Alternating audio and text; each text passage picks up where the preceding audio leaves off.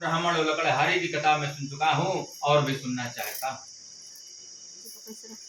एक समय जितेंद्रिय और सत्यवादी एक राजा देवालयों में जाकर के समस्त दान देता था। देवालयों मंदिरों में जाकर संत महात्मा ब्राह्मणों को इतना दान देता था, ब्राह्मण देवता संतुष्ट हो जाते थे, संत महात्मा प्रसन्न हो जाते थे, आशीर्वाद दे देते थे। परंतु पुत्र पति बिन सूनी मांग है और पुत्र बिन है घर सूना, और दो मुक्ति के मार्ग पर दुख इतना है दूना।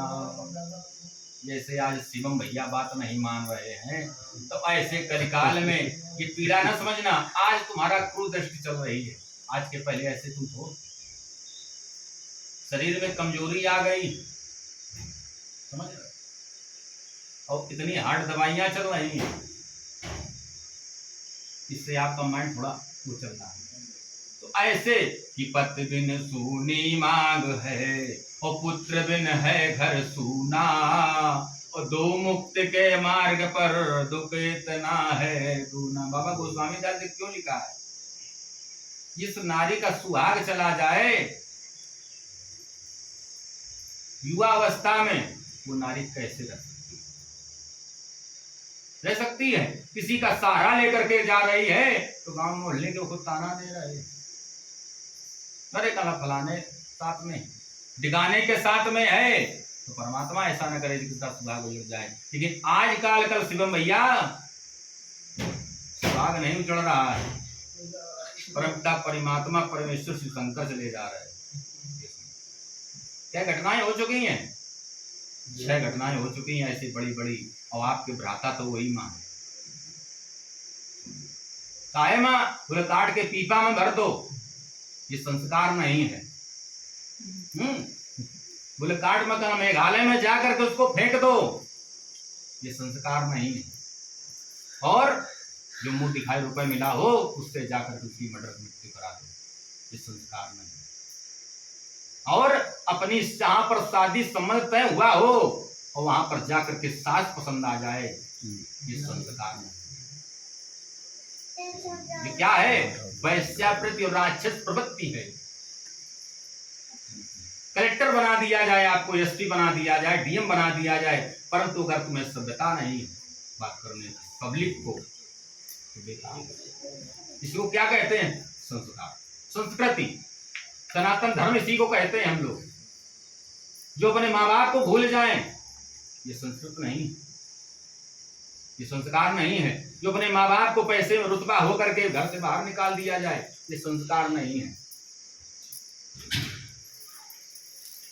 जिसका विवाह हो जाए तो ये संस्कार है, उसको मृत्यु दिला दिया जाए, ये संस्कार नहीं। एक नौकर को जिसको घर में रखते हुए अपने घर में उसको पति बना लिया जाए, ये संस्कार नहीं। अपने कुल का धर्म को विच्छेदन कर करके दूसरे कुल में विवाह करना, ये संस्कार नहीं है। संस्कार क्या है, अपने कुल में है, अपने ही कुल में विवाह करना।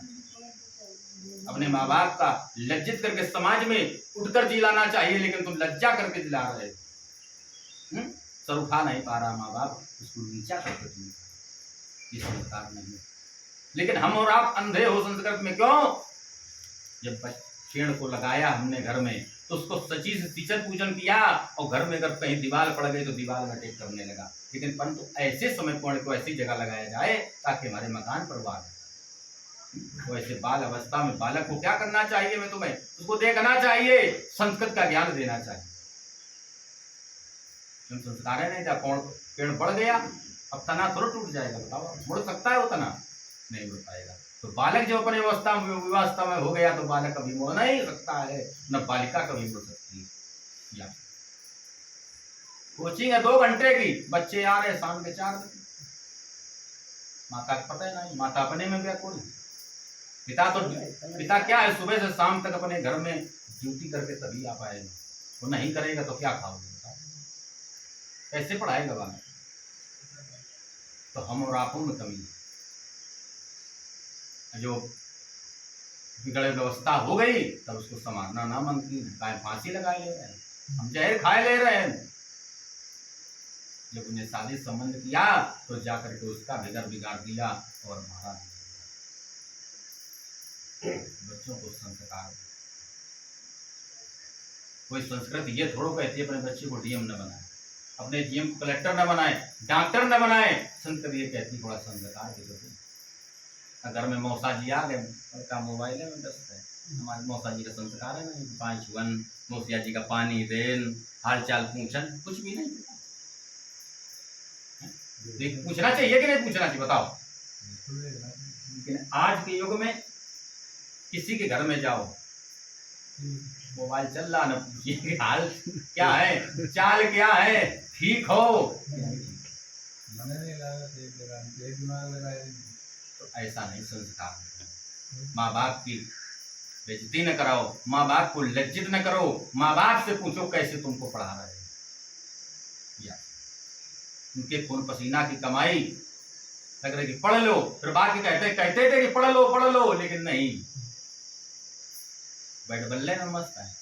बोलो गोविंद भगवान की जय। इस प्रकार से बता करके विधान अत्यंत सूत जी बोले, जितेंद्र सत्यवादी राजा था, भद्रशिला नदी के किनारे दोनों पत्नी पूजन कर रहे थे, परंतु राज संपदा सब कुछ था, न पुत्र थी न पुत्री, बहुत सा धन था उनके पास में। जा करके एक नदी तट के किनारे भगवान का पूजन कर रहे थे।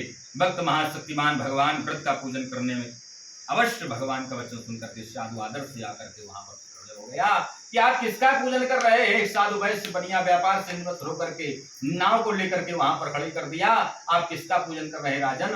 भक्ति भाव से पत्नी के साथ में पूजन किसका कर रहे हैं? बोले भगवान सत्यनारायण का पूजन कर रहा हूँ। सौभाग्य संतान देने वाला है, सब जय विजय कराता है, मनवांछित फल प्राप्ति को करने वाला है, देने वाला है।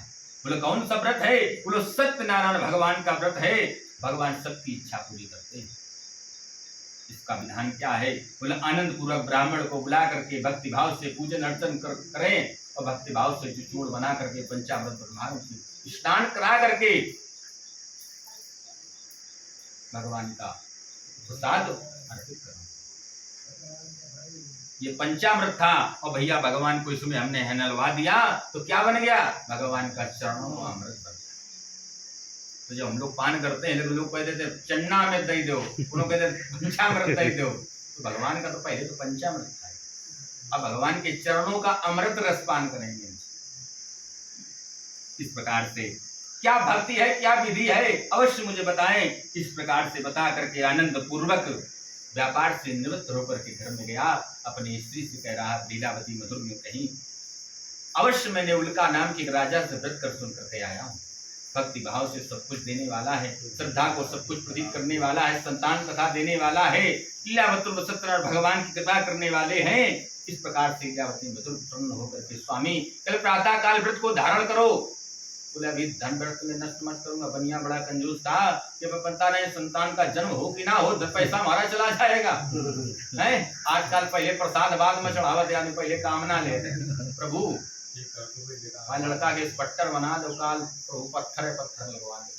तुम पत्थर क्या लगवा पाओगे? वो तुम्हारे घर में खुद पत्थर लगा, तुम्हारे घर में खुद तुम्हें जीविका चला रहा है, उसको क्या तुम दे पाओगे? वो तुम्हें खुद दे रहा है।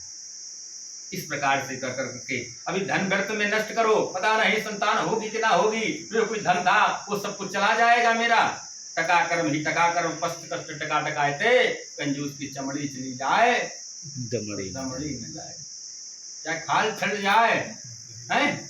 ऐसे ऐसे लोग पैदल चाहे घिटले ऐसे गर्मी में, लेकिन 10 रुपए रिक्शा वाले गोविंद भगवान की जय। कैसे कृपा हो गई, जब मेरी कोई संतान हुई तब व्रत को धारण करूंगा। भगवान की कृपा से गर्भवती हो गई और 10 महीने के बाद में कन्या का जन्म। कन्या कैसे बढ़ने लगी? जैसे शुक्ल पक्ष का चंद्रमा बढ़ता है, जैसे प्रतिकाल घर में पिता के घर में सयानी होने लगी, बढ़ने लगी। और मधुर वचन में स्वामी कन्या का जन्म हो गया, दिन रात बढ़ने लगी। शुक्ल पक्ष का चंद्रमा, कन्या का नाम कलावती रखा गया। क्यों? कला के तरीके वो बढ़ रही है, इसलिए उसका नाम कलावती रखा गया। बढ़ते बढ़ते संकल्प जो किया था कि काल करे सो आज कर, आज करे सो अब, पर में परलय होएगी और करोगे कब। स्वामी जो आपने संकल्प को धारण किया था, व्रत का धारण कब करोगे ये भी जानना चाहता हूँ। भक्ति भाव से बोले 2 सब 12वीं छठी पे धन खर्च हो गया है, अब इसके विवाह के व्रत को धारण करूंगा।